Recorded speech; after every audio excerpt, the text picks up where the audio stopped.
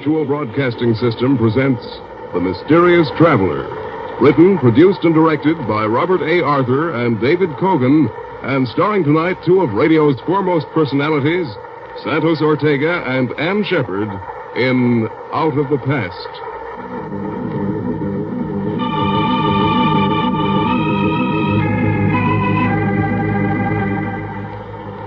This is the Mysterious Traveler, inviting you to join me on another journey into the realm of the strange and the terrifying. I hope you will enjoy the trip, that it will thrill you a little and chill you a little. So settle back, get a good grip on your nerves, and be comfortable, if you can, as you hear Out of the Past.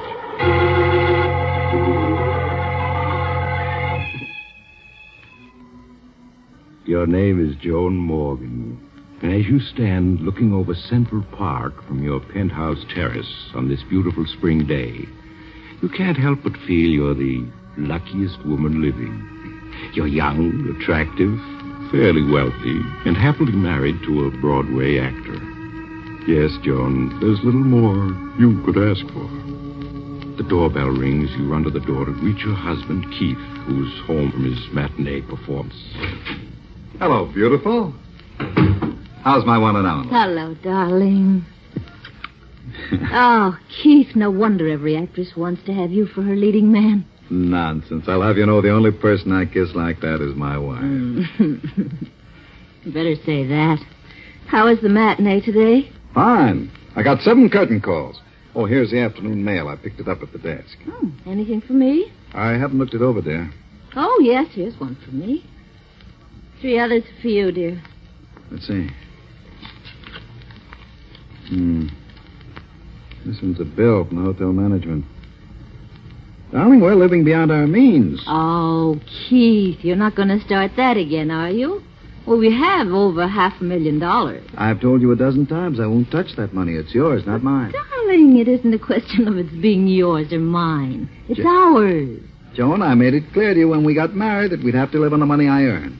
Then what'll I do with my money if you won't allow me to spend it? Well, someday we'll have 6 children. You can save it for them. All right, darling. I wonder who my letter can be from. You rip open the envelope, Joan, as Keith looks at the rest of his mail. For a moment you feel as if your heart has stopped. Then it begins to beat wildly. Over and over you read the 2 sentences. A friend from Europe expects you tomorrow afternoon at 2 o'clock at the Hotel Edgewood. Please bring $25,000 in cash, or else I shall be forced to take action. John Benedict. Joan, what is it? What's wrong, darling? What did you say? You look so upset. Is it that letter you're reading? Letter? No. Well, then, if it isn't the letter, what is it? It's nothing, darling, nothing at all. It's just that I have a headache. Oh, I'm sorry. Can I get you something? No, Keith, no, I'll be all right. All I need is a little rest.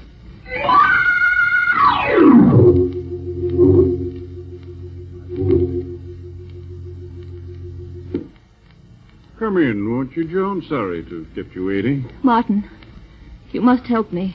Why, of course, Joan. You know I'd do anything for you. Sit down and tell me about it. Martin, I'm in trouble. I'm in great trouble. Joan, what is it?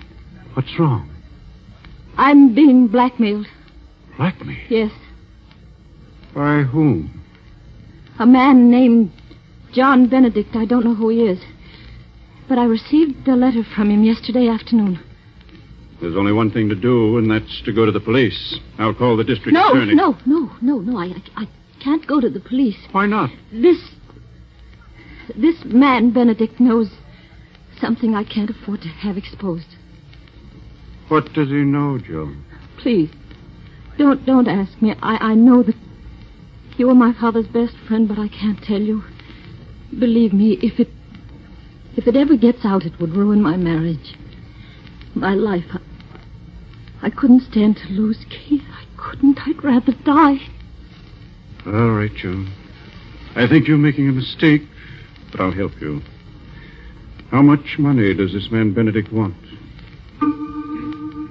A half hour later, you enter a dingy hotel and go to room 14. As Martin opens the door, he reveals a squalid, dimly lit room. For the first time, Joan, you see John Benedict.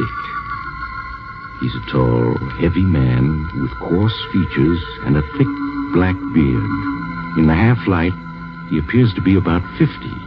His clothes are of fine English cut, but time and wear have taken their toll. He stares at you for a moment, Joan, then speaks. How do you do, Mrs. Morgan? Won't you please come in? Thank you. This is Mr. Walker, friend. Yes, of course. I trust you will forgive me these dismal surroundings, but alas, I am quite penniless. So you thought it would be an excellent idea to blackmail this lady for funds? I am afraid you misunderstand me, Mr. Walker. I am not forcing this beautiful lady to give me 5,000 pounds. Rather, I am, shall we say, requesting a loan. Yes, but if she doesn't give you this loan, you'll ruin her marriage or her life. It would distress me to ruin anyone's life. But then it also distresses me to live in a pigsty like this. A much more suitable place would be the state penitentiary. Martin, please don't talk like that. Evidently, Mrs. Morgan, your friend is more interested in having me placed in prison than in saving you from disaster. I'm afraid you have not revealed our little secret to Mr. Walker. No, I haven't. Well, then, perhaps if we were to tell him, he would not be quite so eager to imprison me. Perhaps if he knew that at one time you had... No. Don't say any more. I'll pay you. Allow me to commend you on your good judgment. Martin, give him the money. Give it to him. Very well. Here's your filthy blood money. Thank you. I think you have been very wise, Mrs. Morgan. Very wise indeed. Good day. In the weeks that follow, Joan, you try to forget Mr. Benedict and the terrifying secret he shares with you. But you aren't successful, are you? Everywhere you go, you unconsciously find yourself fearfully looking for him. Life has become tense, frightening. Then one afternoon, while Keith is at rehearsal of a new play, you receive a phone call. A call that sends you in a panic to Martin Walker's office. Martin, I've heard from him again. Benedict? Yes, he phoned an hour ago. He wants $50,000. 50,000? Maybe now you'll have sense enough to let me turn this over to the police. No, I can't do that. You mean you're going to buy him off a second time? Yes, I must. But you can't. What's to prevent his extorting money from you a third or a fourth time? He'll squeeze you dry. The money doesn't matter, do you hear? Nothing matters but keeping what Benedict knows from Keith. If Keith finds out, it'll mean the end of everything for me. Everything.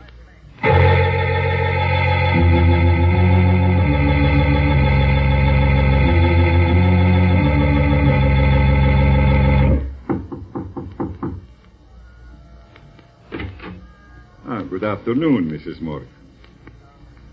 Oh, I see you brought Mr. Walker. And I was counting on a pleasant afternoon.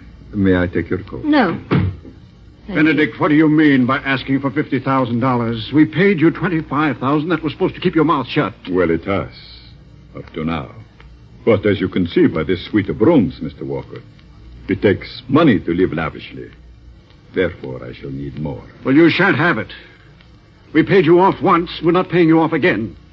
There's a limit to what anyone will pay. Yes, quite true, Mr. Walker. But the limit has not been reached as yet. You swine. If I had my way, I'd call the police and put you where you belong. Mrs. Morgan, I am afraid you are allowing your friend to go too far. I have but to pick up this telephone, and your world will come crashing down about. No, don't do that. Don't do that. Don't. Martin, give him the money. But, June... Give it to him. I can't stand this anymore. Very well. Here it is, Benedict. But I warn you, you'd better not try anything further. There is such a thing as pushing a person too far. I shall try to remember that, Mr. Walker. Thank you for your advice and the money. You're trembling with fear as you leave Benedict's luxurious suite, aren't you, Joan? And even when you reach your own apartment, the fear hasn't left you. Weeks pass, and life is a nightmare. Every time someone knocks at the door or the phone rings, your heart begins to beat wildly. And worst of all, Keith senses something is wrong. I'll answer it, But how much Keith. closer to it there? Hello? Is this Mr. Morgan's apartment? Yes? This is the stage manager at the theater. Will you please remind Mr. Morgan of the special matinee we're giving today? Oh, yes. Yes, I'll tell him. It was the theater calling, Keith, to remind you of today's special performance. I haven't forgotten. It's only 2:05. I still have a few minutes before I have to leave. Joan, Yes. what is it, darling? What's come over you? Come over me. Yes. These past weeks, you've been just a bundle of nerves. Every time the phone rings or the mail arrives, you begin to tremble. What's wrong? Darling, you're just imagining all that. Joan, stop acting as though I were a child. I can see something's wrong, and I want to know what it is. Keith, please. There's nothing... Who could that be? Never mind, I'll get it. No, You just sit Keith, where you I would are and rather... rest. Look, darling, you have to get to the... To the...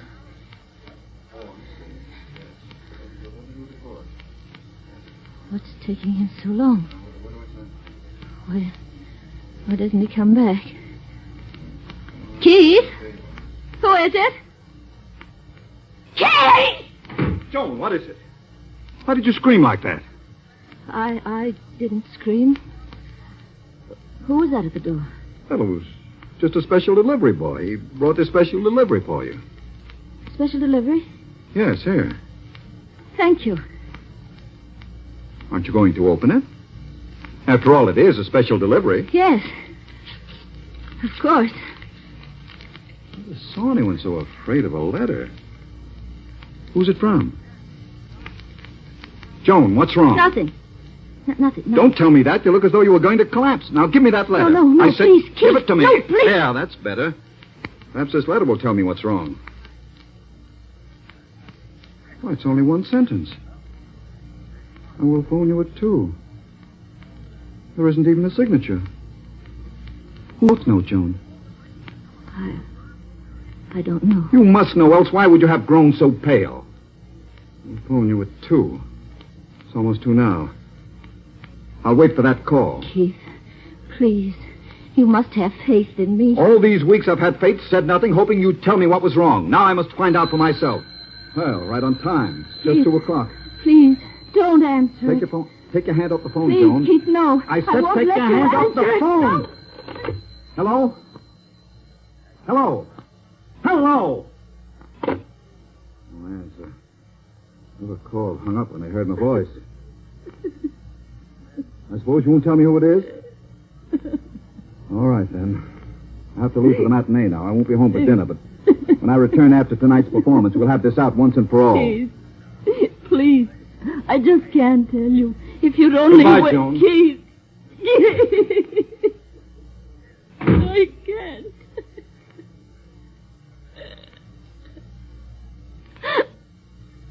Oh, darling. If only I could tell you. If only I could. But I know you wouldn't want me then. How could you? How could you if you knew?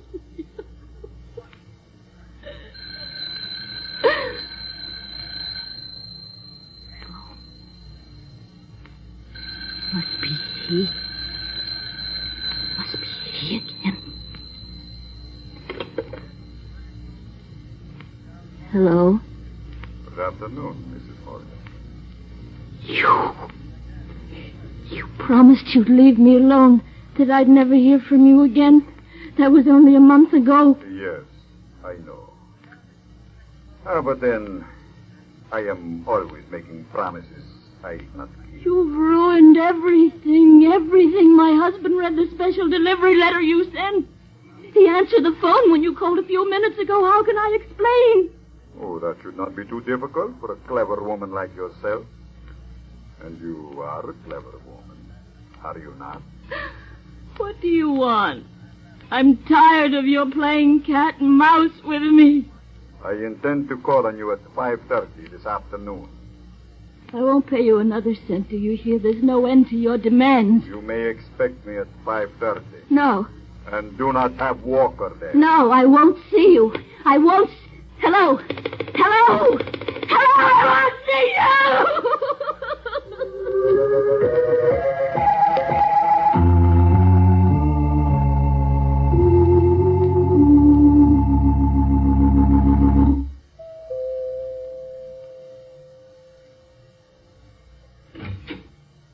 Good afternoon, Mrs. Morgan.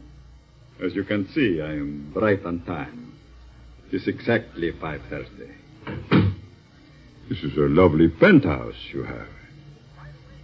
It's good to see you without Walker around. How can you do this to me? I've never harmed you. Why do you insist on ruining my life? Why? My dear lady, the last thing I desire to do is to ruin your life. Unfortunately, the world you and I live in being what it is, I am forced by circumstances to live by my wits. If I give you the money now, how do I know you won't be back in another month? Oh, that is very simple. Because after you pay me off this time, there would not be any point in my bothering you again. What do you mean? I mean, Mrs. Morgan, that this time I want $500,000. $500,000? Yes. If I am not mistaken, that is what the balance of your fortune amounts to. Do you not see? Once you have paid it over to me, there would be no point in my bothering you anymore. Simple, is it not? You must be mad. I? Oh, no, Mrs. Morgan, not I. Come now, you love your husband and he loves you. There are years and years of happiness before you. If he does not learn your little secret. You are wise.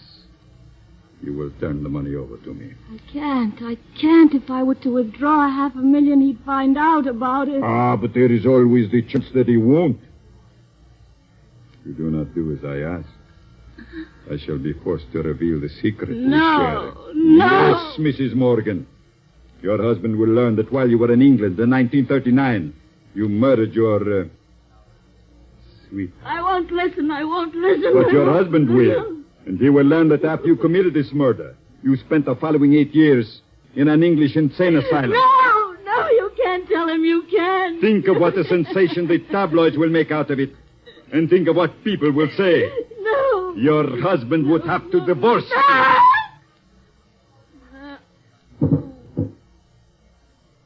So, fainted, have you? That is not going to help you, Mrs. Morgan.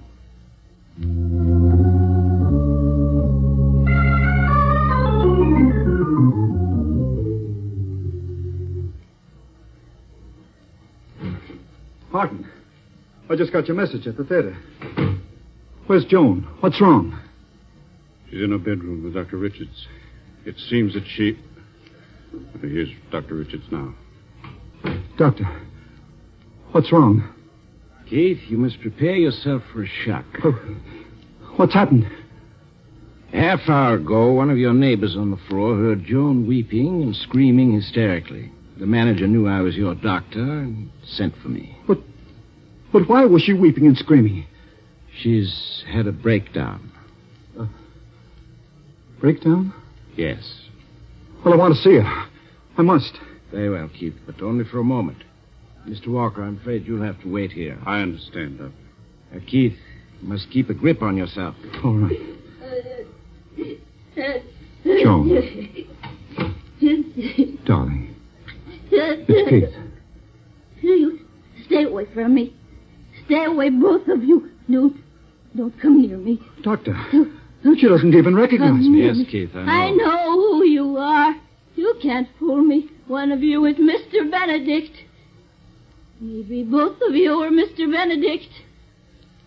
Yes. I know what you're here for, but I won't let you. I won't let you. She's completely out of her mind. I Yes, know Keith, you're both Mr. Benedict. You can't fool me. Who's this Benedict she keeps talking about? I don't know, Keith.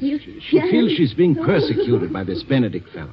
He may be real, and again, he may be a figment of her imagination. She's deathly afraid of us. Yes, she sees everyone as this fellow Benedict. I tried to give her a sedative, but she grows violent when I approach. Well, can't you do something for her? I've already sent for an ambulance. She'd be much better off in a hospital where she can have constant medical care. Come along, Keith. How is she, Doctor? Well, it may be a long time before she recovers. I'm going down to the lobby, wait for the ambulance. I suggest you two stay here. Keep an eye on her. I've left the door to her room open. All right, Doctor. Shouldn't be more than a few minutes.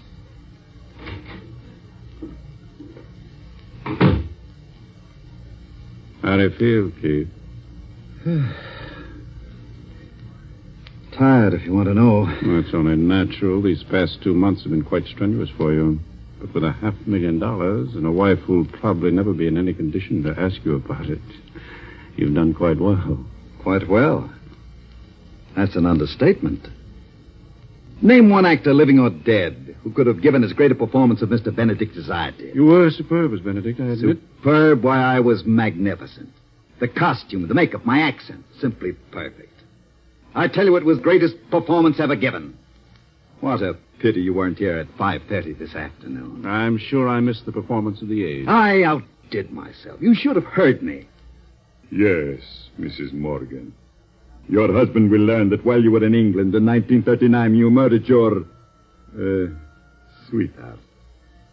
But after you committed this murder, you spent the following 8 years in an English insane asylum. It's really a pity I played my greatest role to an audience of one. Well, yes, Keith, but you were probably the highest paid actor in the world. I'm sure that $500,000 for 2 months' work, less my share, of course, is something of a record. Yes, it probably is. I heard you, Mr. Benedict. You can't fool me. Joan! I know one of you is Mr. Benedict. Or are you both Mr. Benedict? Yes, you both must be Mr. Benedict. That's clever. That disguise you use, that's clever. But you can't fool me. She must have overheard you. That brought her out of her room. Yes, No matter how many disguises you use, I know you. No, don't you come near me. Don't come near me. Keith, she's got a gun. Come near Joan, me. put that gun down. I'm not going to let you tell. I'm not going to let No, don't. you tell. Don't, Joan. Stop. You shot me. Oh, Joan, no. I'm not Mr. Benedict. He's... Mr.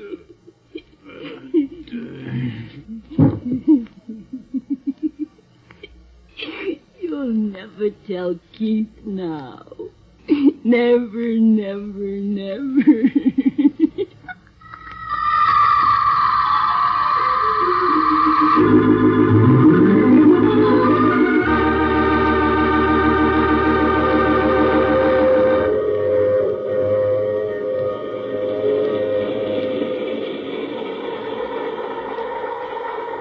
This is the mysterious traveler again. Did you enjoy our trip? Too bad about poor Keith and Martin. Such interesting scoundrels. That fellow Keith was certainly a remarkable actor, wasn't he? But, like so many actors, he overplayed his role. With fatal results. What happened to Joan Morgan? Well, the poor woman was committed to an institution where after several years of treatment, she recovered completely. However, she still has a deathly fear of actors. Oh, you'll have to get off here. I'm sorry. But I'm sure we'll meet again. I take this same train every week at the same time.